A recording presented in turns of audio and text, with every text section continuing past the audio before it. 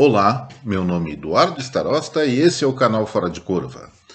Bom, pessoal, na segunda-feira, quem assistiu, nós lançamos um novo quadro aqui do Fora de Curva chamado O que Vem Por Aí. Todas as segundas-feiras nós antecipamos as agendas das coisas mais importantes que vão acontecer durante a semana e, evidentemente, se há algum indicador que sai, alguma perspectiva, nós buscamos antecipar esse indicador ou essa perspectiva. E na segunda-feira, uma das coisas que eu falei é que iria sair o IPCA, como saiu hoje na quarta-feira, e colocando quase em termos de certeza que haveria uma sensível queda da inflação brasileira. E realmente isso ocorreu. Em março, o IPCA fechado foi a 1,62% e o IPCA 15, que mediu os últimos 15 dias de março, os primeiros 15 dias de abril, saltou para 1,73%. E aí eu afirmei, inflação maior do que essa não vai ter, porque as causas da inflação já estão sendo dominadas, por assim dizer. Não é que o preço do petróleo vai cair, porque a guerra continua entre Rússia e Ucrânia, e se depende disso para a normalização do mercado internacional do ouro negro, assim como a questão dos alimentos, que é fora aqueles que são mundialmente comercializados, que são a minoria, os de mercado interno, eles oscilam em função de safra entre safra e, como nós falamos em vídeos anteriores, o primeiro trimestre foi terrível para essas pequenas propriedades que plantam os hortifrutis granjeiros em função das instabilidades climáticas, excesso de chuvas no sudeste e falta de chuvas aqui no sul. Bom, a questão é a seguinte: essa instabilidade passou, começou a chover normalmente em toda a região sul-sudeste, que é a maior fornecedora de bens alimentícios para a maior parte da população do Brasil.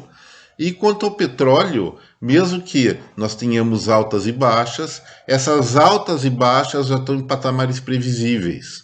Então não ficou difícil prever que a inflação fechada de abril, que conta já com a segunda quinzena do mês passado, ia fechar em patamares bem menores que o IPCA 15. E foi isso que aconteceu. Lembrando, IPCA 15 de abril 1,73%, IPCA fechado, que é dia 1º ao 30 do mês passado, 1,06%. É claro que a grande imprensa, que nós não poderíamos dizer que esteja em lua de mel com esse atual governo, iria dizer, não, a inflação foi de 1,06%, mas foi a maior dos últimos não sei quantos anos. É verdade, mas olha o contexto no qual nós estamos falando. A inflação realmente desacelerou de maneira sensível, como nós havíamos antecipado na segunda-feira, e a tendência, afora uma questão aí que me gera dúvidas com relação ao preço do petróleo, repasse de novas altas da Petrobras para o consumidor brasileiro, a rota de queda da inflação deve continuar nos próximos meses, talvez não de maneira tão intensa como nós vimos nos últimos 15 dias. Mas se não acontecer mais nenhuma catástrofe climática, ou então não ocorrer nenhuma frustração de safra, que pelo menos por enquanto não tem nada previsto nesse sentido, eu posso afirmar: inflação do IPCA 15 de maio vai ser menor que 1%, e o IPCA maio fechado, que é de 1º a 30 do mês, vai ser menor ainda. Talvez não muito menor, mas menor. E nesse ponto, gente, é interessante fazer uma comparação dos principais itens da inflação fechada de abril em relação àquela do IPCA 15, que, como vou repetir para não perder a didática, mede do dia 15 de março ao dia 15 de abril. E eu falei, o IPCA 15 foi 1,73%, o IPCA fechado do mês 1,06%, isso aí nos coloca uma brutal desaceleração de preços nos últimos 15 dias, nas últimas 2 semanas de abril. Isso se refletiu aonde? Alimentação e bebidas. No IPCA 15 foi 2,25, caiu para 2,06. Habitação, que foi um dos grandes vilões dessa inflação que mede entre março e abril, foi 1,73%. Agora, na fechada de abril, menos 1,14%. Vestuário, que estava 1,97%, caiu para 1,26%. E a questão de transportes, que estava pegando de maneira mais forte pelas altas sucessivas do preço dos combustíveis, caiu de 3,43% para 1,91%. Está muito alta ainda, é verdade, mas, sem dúvida nenhuma, essa pressão altista, vamos falar assim, está arrefecendo e deve continuar nos próximos meses. Mas, como eu falei, preocupa sim os novos episódios da guerra entre Rússia e Ucrânia, especialmente no que se refere à alta do preço dos combustíveis. As commodities internacionais, elas estão mais ou menos estáveis a despeito desse problema que nós temos tendo lá no leste da Europa. E uma coisa que vem favorecendo aqui o consumidor brasileiro é que recentemente a China pegou implicância com a nossa carne de novo e está fazendo embargo em alguns frigoríficos. Isso faz com que as exportações caiam. Isso não é bom para as empresas, mas é muito bom para o mercado interno porque a carne aqui fica um pouquinho mais barata. E aí, pessoal, vamos ver os itens que mais subiu e os que mais caíram nesse mês de abril. E olha só, a liderança das altas voltou a ser dos alimentos, não aqueles da quinzena passada, mas a batata inglesa subiu 18%, morango 17%, maracujá 16%, couve-flor 13%, o açaí também tão importante como a batata em várias regiões do país aumentou 11,7% e o leite longa-vida 10%, quase a mesma coisa que o tomate.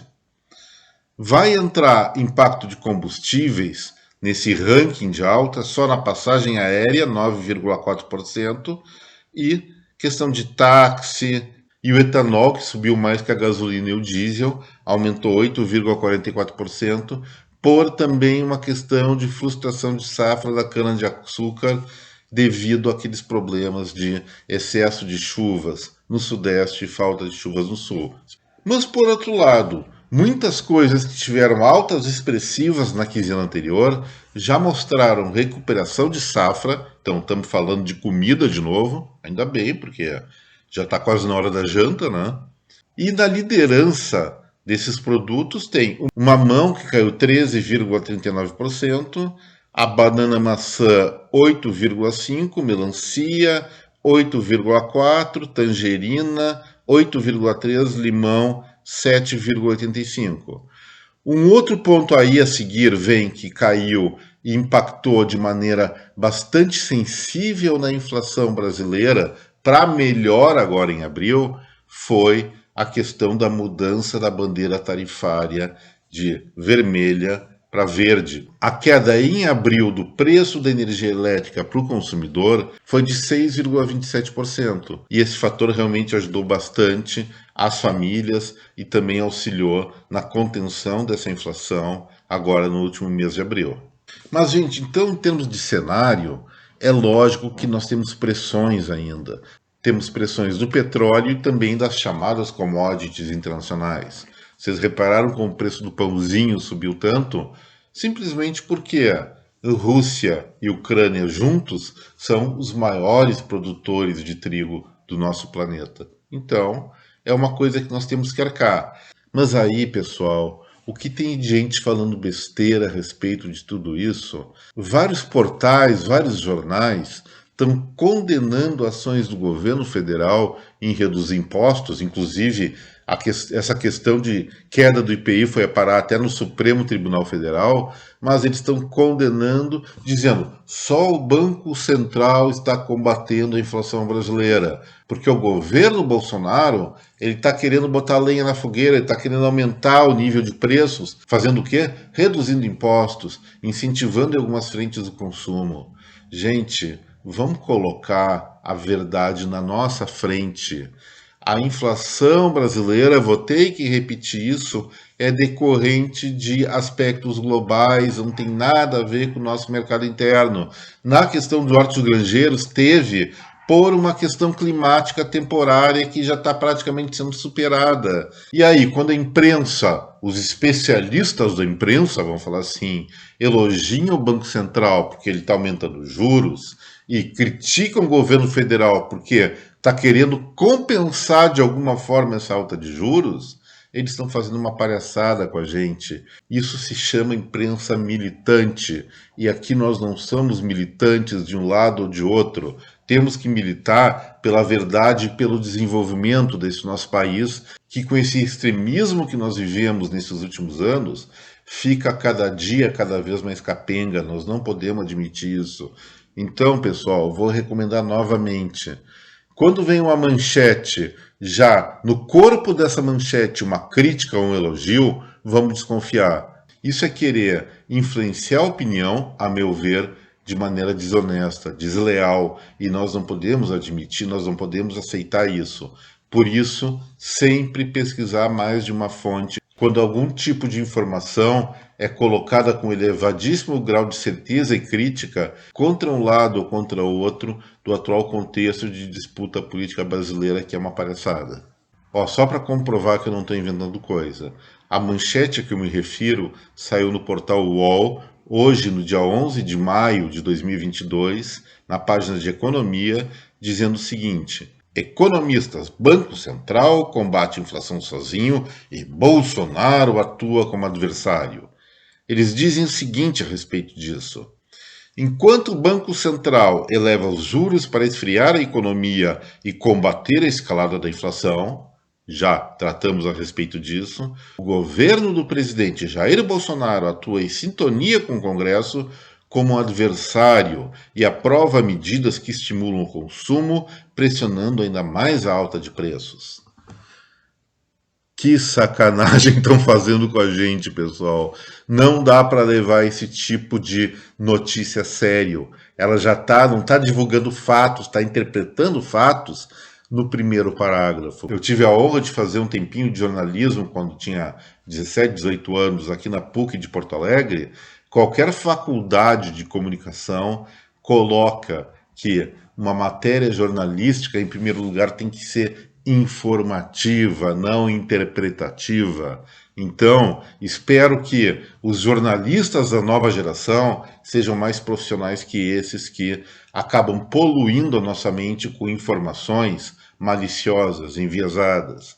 Mas tem uma coisa boa que eu queria falar para vocês hoje no Fora de Curva. A Goodyear aqui do Brasil, ela inventou um pneu que, ao invés dos produtos petroquímicos que normalmente são usados para fazer esse tipo de equipamento, ela usa soja nossa aqui.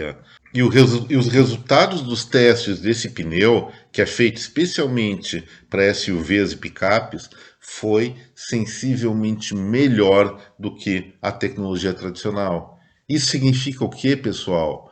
Primeiro, questão ambiental. Queimar na estrada soja ao invés de petróleo é muito mais ecologicamente correto, vamos falar assim. E segundo lugar, o desempenho desse pneu novo é muito melhor do que o anterior. Para ter uma ideia, nos testes que foram feitos, a vida útil desse novo rodado é 20% superior ao tradicional, com 4,6% de melhora no consumo de combustíveis. O desempenho em aquaplanagens, que é uma coisa muito séria nas estradas brasileiras, foi 22% superior, e na questão de duração de frenagem, ou seja, botamos o pé no freio, quanto tempo ou qual a distância o carro demora para parar totalmente, houve uma melhoria de 4%. E isso à base de soja, produto que nós temos em abundância aqui no Brasil, temos excelência na agricultura do setor. Isso pode gerar o quê? Aumento do preço desse produto do mercado internacional mediante essa nova tecnologia, o que vai favorecer, evidentemente, as cidades que normalmente são de pequeno porte envolvidas nessa cultura agrícola aqui no Brasil. Então, excelente notícia. E agora, para finalizar o Fora de Curva, vamos falar de comilança em restaurante, mas comilança diferente, a comilança do caloteiro.